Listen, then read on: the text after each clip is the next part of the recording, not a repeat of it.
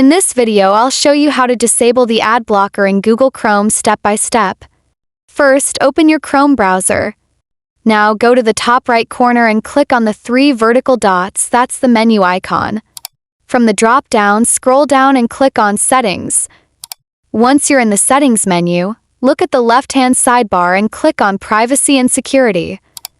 On the next screen, scroll down a bit and click on Site Settings. Now scroll all the way down until you see pop-ups and redirects.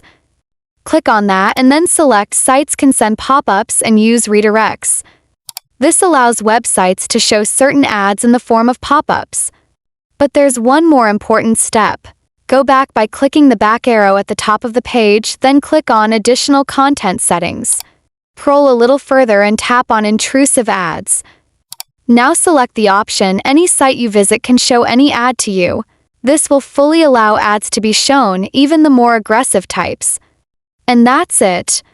You've successfully disabled ad blocking in Chrome.